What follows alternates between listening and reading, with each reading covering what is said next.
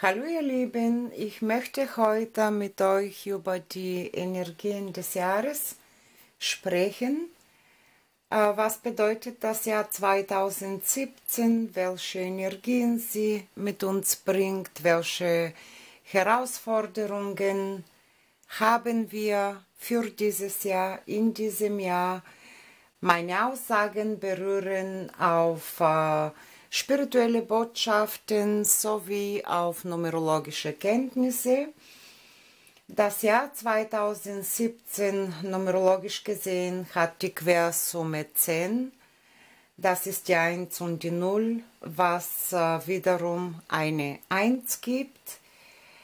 Das bedeutet, wir haben ein Jahr der Wandlung, des Neubeginns. Die Ewigkeit spiegelt sich in diesem Jahr. Es geht um alles oder nichts. Wir haben starke Energien von Umsetzung, Durchsetzung und von Willenskraft. Da dieses Jahr ein Jahr der Umsetzung ist, bedeutet das, dass Themen, die im letzten Jahr, entspricht 2016, wichtig waren und nicht beendet wurden, können dieses Jahr heftig auftreten und zum Chaos führen. Also letztes Jahr 2016 war ein Abschlussjahr. Da sollte jeder von uns, besonders ich richte mich dabei an spirituell orientierte Menschen, sollte jeder seine Aufgaben machen. Derjenige, der das nicht gemacht hat, egal aus welchem Grund, wird dieses Jahr damit stark konfrontiert. Es gibt immer eine Galgenfrist von etwa ein halbes Jahr. Diese wird nach Geburtsdatum numerologisch berechnet. Oder man kann das auf das Jahr beziehen, das heißt bis ungefähr Mitte des Jahres. Alles, was im 2016 nicht geklärt wurde, muss so schnell wie möglich eine Klärung finden, damit der Neubeginn kommen kann. Wie gesagt, das Jahr 2017 ist ein Jahr des Neubeginns. Die Spirits fordern uns auf, uns geistig weiterzuentwickeln. Die Kräfte der Schöpfung des Universums sind in das Jahr 2017 besonders stark unter uns und unterstützen jeder von uns, der bereit ist, an sich zu arbeiten, seine Themen zu klären und seinen Seelenplan zu folgen. Dadurch kann dieses Jahr besonders aktiv sein für Menschen, die sich entscheiden, in ihre Macht, in ihre Kraft zurückzukommen, die bereit sind, Entscheidungen zu treffen und zu handeln, für Menschen, die bereit sind, sich ihre Sache zu stellen, etwas dafür oder dagegen zu tun, um sich weiterzuentwickeln. Alles, was von außen auf uns zukommt, hat im Inneren etwas mit uns zu tun. Hier sind wir aufgefordert, in unsere Macht und in unsere innere Kraft zu kommen, und die notwendigen Energien werden uns gegeben, wenn wir uns dafür öffnen oder darum bitten. Es ist das Jahr der Wandlung, die sich auch sehr leicht anfühlt. Hier geht es an erster Stelle um die innere Wandlung, um Ideengeist, um Durchsetzungsvermögen. Es geht um den Geist, dass diese wieder entdeckt wird und seine Impulse umgesetzt werden. Es ist das Jahr der Selbsterkenntnis und auch die Selbstverwirklichung. Obwohl diese Energien hauptsächlich männlich sind, denn wir haben ein Einserjahr, sind in diesem Jahr sehr viele weibliche Aspekte dabei. Durch die Null wird das Jahr aus der numerologischen Sicht ausgeglichen, sodass zu gleichen Teilen männliche und weibliche Energien auf uns wirken. Obwohl die Sonne die männliche Kräfte präsentiert, haben wir im 2017 zu genügend weibliche Einflüsse durch den Mond, der für Gefühle und Weiblichkeit steht. Das Jahr 2017 steht unter Einflüsse von Sonne und Mond, also männlich und weiblich, was eine Vereinigung der beiden Kräfte in jeder von uns ermöglicht, ohne großen Widerstand. Das, was wir im Innen auflösen, können wir als stärkende Kraft im Außen manifestieren. Es ist ein Jahr der Reinigung und der Transformation und viele Dinge lösen und ergeben sich ganz von alleine. Es ist ein Jahr, in der Versöhnung leichter gelingt. Frauen haben die Möglichkeit, ihre männliche Kraft zu stärken und Männer haben die Möglichkeit, ihre weibliche Seiten zu stärken oder zu leben. Ein Ausgleich der Energien in Person sowie im Leben und in der Beziehung steht unter ein guter Stern. Neuanfänge können leicht von der Hand gehen, wenn die Person ihre eigenen Kräfte ausgleicht, sich von ihrem Geist inspirieren lässt und der göttlichen Führung vertraut, die sich durch ihre Intuition zeigen wird. Dieses Jahr geht es um die Vereinigung von Geist und Seele, es geht um die Ganzheit, um die Einheit, um die Vollendung. Menschen, die genug Vorarbeit in ihrem Entwicklungsprozess geleistet haben, werden sehr leicht alte Wunden schließen können und wieder eins mit sich selbst werden.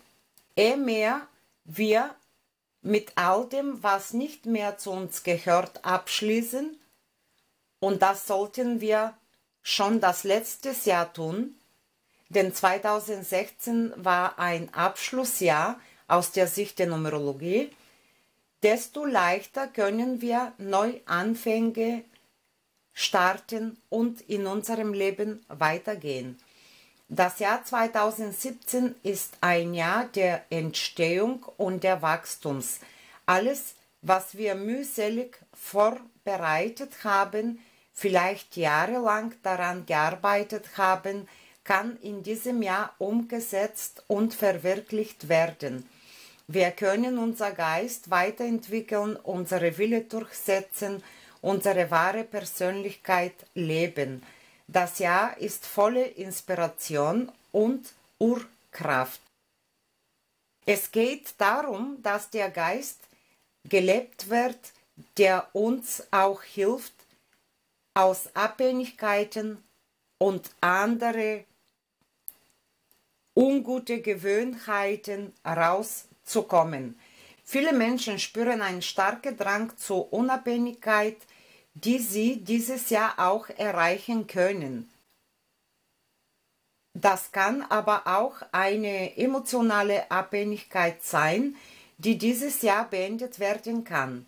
Wer seinen eigenen Geist lebt, der bleibt unabhängig. Themen wie der Sinn des Lebens, Selbstverwirklichung, Unabhängigkeit, Spiritualität, Eigenwille, neues Bewusstsein, neue Ideen prägen das Jahr und werden besonders intensiv erlebt. Wir bekommen einen inneren Drang dazu. Auch familiäre und partnerschaftliche Themen werden dieses Jahr aufkommen. Eine neue Struktur kann in diesem Bereich gegeben werden, die mehr Eigenständigkeit, Achtung und Akzeptanz bringt. Abhängige Beziehungen können leicht aufgelöst werden im Jahr 2017. Vergangenheit und Ex-Partnerschaften können losgelassen werden und machen Platz für den Neubeginn, der dieses Jahr ansteht. Es geht dabei um Vertrauen, um Akzeptanz, Toleranz, Annahme, um neue Denkweise, neue Denkmuster, neue Normen und neue Glaubenssätze, um neue Ideen und neue Sichtweise. Es findet eine neue Positionierung statt, erst im Innen, dann im Außen. Die Energien vom Himmel sind reinigend, befreiend, unterstützend, sie bringen viel Leichtigkeit. Alte Muster und Denkweisen, die mit Sturheit, Unbeweglichkeit, Bequemlichkeit, Egozentrik, Rücksichtslosigkeit, Mangel an Anpassungsfähigkeit, Mangel an Selbstvertrauen, Selbstabbremsung durch Ängste und alte Muster können dieses Jahr aufkommen, so wie das Jahr männlich und weiblich in sich vereint, so zeigt sich hier auch die Schattenseite neben das Licht. Da es in diesem Jahr um Macht und Einfluss geht, ist hier besonders Vorsicht geboten. Weiterhin haben wir mit vielen Entscheidungen zu tun dieses Jahr. Entscheidungen, die an erster Stelle uns selbst betreffen, aber auch solchen, die anderen Menschen betreffen. Hier ist wichtig, die Eigenverantwortung zu tragen und rücksichtsvoll zu den anderen zu sein. Eigenqualitäten kommen hoch, die vielleicht bislang vergessen wurden.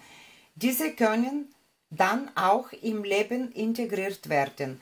Es geht darum, dieses Jahr seine eigenen Urkräfte, seine verborgenen Fähigkeiten wiederzufinden und diese zu leben.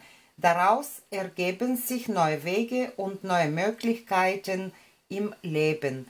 Wir werden aufgerufen, zu uns selbst zu finden, Vertrauen in uns selbst sowie in unserem Leben zu bekommen und unseren ganzen Potenzial zu entflachten. Es hat ein wenig zu tun mit dem Nah und der Magier von den Tarotkarten. Wir fangen die Reise in das neue Jahr wieder nah, volle Unschuld, Freiheit, Mut, Vertrauen, Potenzial und Offenheit. Es ist eine Entdeckungsreise, eine Reise zu unserer Kraft, zu uns selbst zurück, mit der Bereitschaft, neue Wege zu gehen und uns neu zu verwirklichen. Diese Reise verwandelt uns zu dem Magier, der in jeder von uns inne wohnt.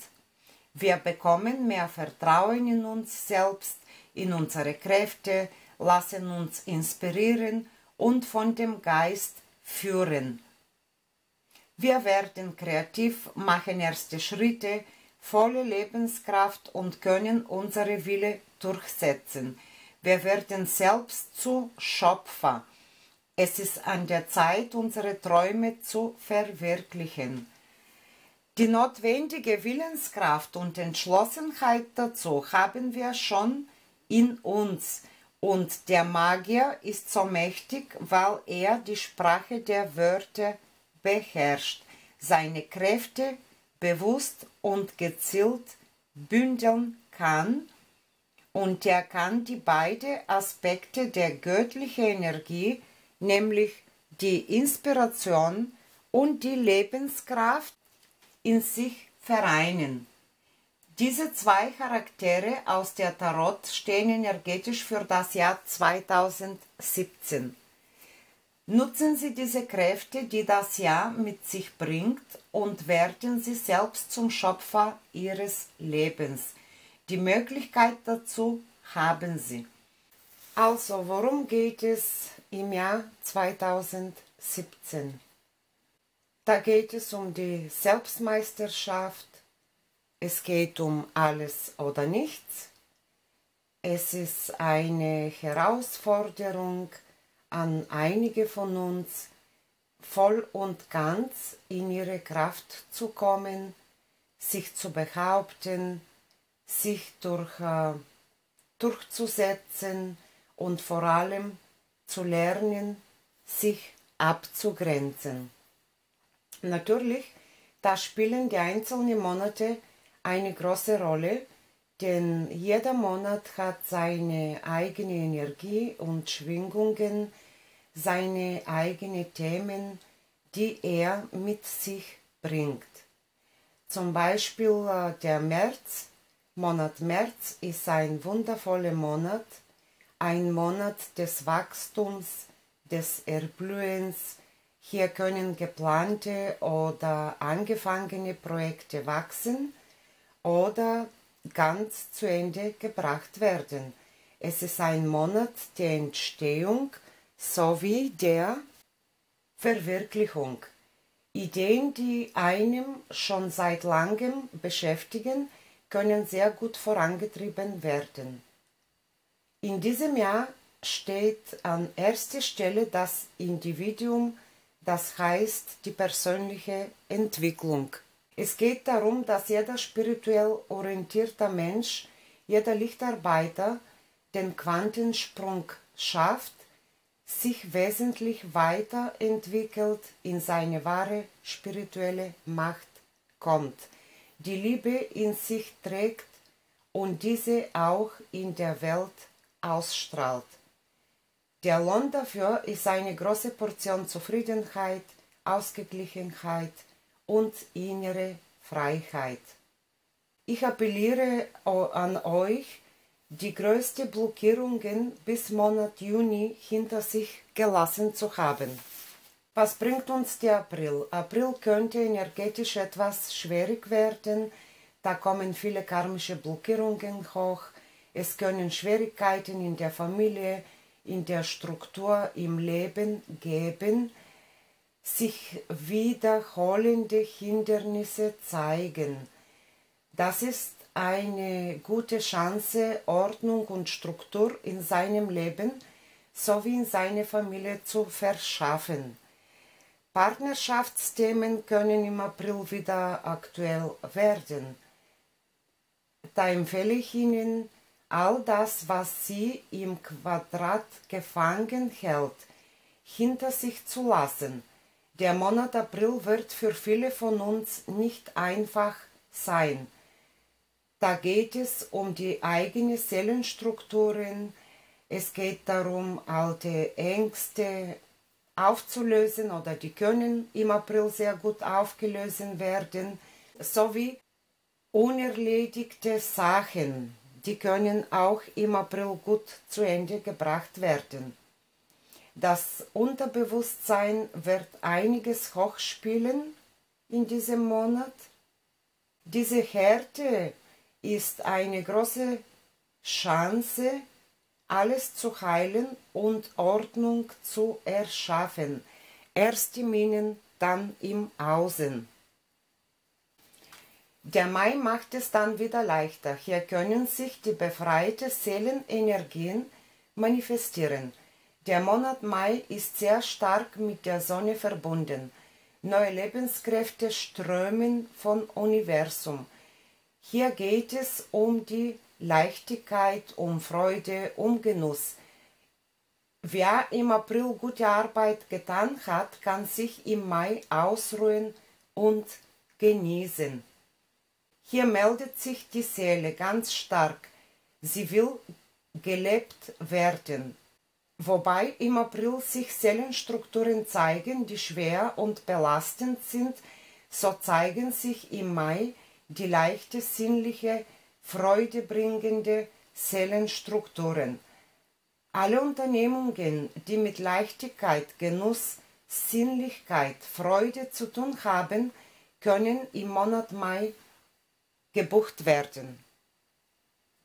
Auch Unternehmungen mit den eigenen Kinder- oder Partnerschaftsthemen gehen im Mai leicht von der Hand. Juni ist ein Glücksmonat dieses Jahr. Wer es geschafft hat, bis dahin sich von den größten Belastungen zu befreien, ihm steht nichts mehr viel im Wege. Juni ist ein Monat für Familie, für die Sippe, für die Ahnen, für schamanische Rituale und Energiearbeit mit der Ahnenreihe. Harmonie in der Familie, in der Sippe, in der Ahnenreihe, Vergebungen, Verzeihungen, Dankbarkeitsrituale, alles das kann im Juni sehr gut ausgeführt werden. Juli hat sein eigenes Geist. Hier geht es um die Eigensinnigkeit. Es kann sein, dass manche Menschen schräg darauf sind in diesem Monat. Es ist der Monat des Eremiten, eine gute Zeit, Innenschau zu halten. August ist der Monat der Fülle dieses Jahr. Hier kann alles erreicht werden. Ein sehr kraftvoller Monat, lauter positive Energien. Der August bringt Fülle, Sinnlichkeit, Lebenslust, Flirt und Sexualität. Ein Monat, um das Leben zu genießen und sich sinnlich mit seinem Partner oder Partnerin zu vergnügen. Zweisamkeit ist im August angesagt. September wird es wieder ernst. Hier haben wir Parallele zum Januar. Sehr viele männliche Energien. Es geht um Abschlüsse, Vorsorge, Umsetzung, es geht um Ernte. Themen im Zusammenhang mit dem Vater, mit der männlichen Ahnenreihe sowie Beruf und Finanzen können aufkommen. Für Menschen, die eine gute spirituelle Entwicklung hinter sich haben, kann der September sehr erfolgreich sein. Hier geht es um Beruf und Erfolg, um seinen Platz im Leben zu behaupten oder erstmal anzunehmen und um nicht mehr Gebrauchte hinter sich zu lassen. Also ein Monat, der viele Abschlüsse mit sich bringen kann. Oktober ist einfach der Monat der Mutter und der weiblichen Energien. Menschen mit Mutterthematik werden hier ganz herausgefordert. Auch übernommene Verstrickungen mit der weiblichen Ahnenreihe können für Unruhe sorgen.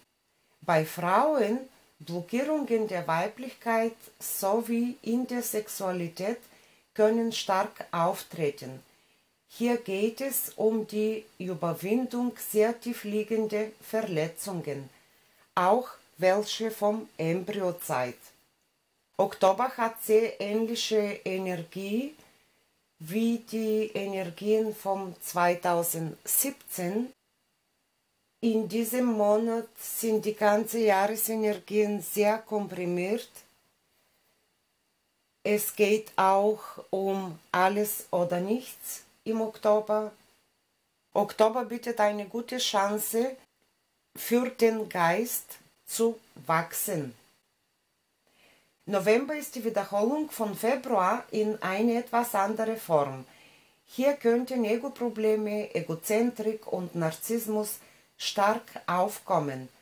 Das, was der Verstand nicht verstehen will, wird der Person etwas schwer machen. Glaubensthemen, tiefe Glaubensmuster können verschiedene Bereiche im Leben blockieren. Das Ego wird im Monat November aufgefordert zu kapitulieren. Der November will uns zu unserem eigenen Geist bringen und weg vom Ego. In Partnerschaften können viele ego-bedingte Probleme auftreten, besonders beim Partner mit narzisstischen Zügen. Menschen mit Opfertendenzen sollten gut auf sich aufpassen, besonders in Partnerschaften und Dualseelenbeziehungen im Monat November. Dezember ist die Krönung des Jahres, ein sehr guter Monat. Hier kann alles gelingen. Selbstständigkeit, Eigenständigkeit, Partnerschaften können in Balance gebracht werden. Im Monat Dezember können Partnerschaften stabilisiert und befestigt werden, sowie die Beziehungen in der eigenen Familie. Ein Monat der Liebe, der Zusammenführung. Dualseelenpartnerschaften können entstehen. Ein Ja zueinander kann endlich gegeben werden. In diesem Monat kann man lernen, zu sich selbst zu stehen. Dualseelenbeziehungen, die stark und lange in der Auflösungsprozess stecken, können in Richtung Endstadium gehen. Der Dezember wird super sein für alle, die ihre Aufgaben das ganze Jahr durch gewissenhaft gemacht haben. Sie werden im Monat Dezember mit Wunder und Segen belohnt. Die Spirits wollen uns in dem Prozess in der eigene Meisterschaft bringen und das Jahr 2017 ist ein Torjahr. Jeder, der bestrebt ist, wird die notwendige Hilfe bekommen. Hilfe von dem Spirits sowie von reellen Menschen, die er sie im Leben treffen wird, die ihm oder sie in ihrem eigenen Prozess reinstößen oder voranbringen. Daher seien Sie bitte achtsam, was passiert mit Ihnen und was Sie daraus lernen sollten, beziehungsweise was Ihre eigene Aufgabe daran ist.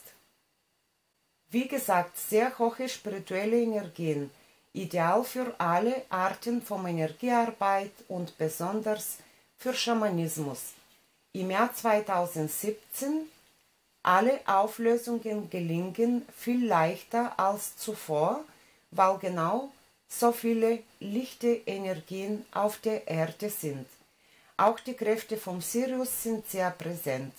Heilungen, Transformationen gehen viel schneller und leichter. Das Jahr 2017 bietet mit ihren Energien eine große Chance für das Aufstiegsprozess. Wer bereit ist, Liebe zu leben, er hat sehr gute Aussichten dieses Jahr. Es ist ein Jahr der Selbstfindung, der persönlichen Erfüllung, der Selbstverwirklichung. Ein Meisterschaftsjahr. In diesem Sinne wünsche ich Ihnen eine gute und leichte Umsetzung Ihres eigenen Potenzials zur Verwirklichung Ihrer Träume.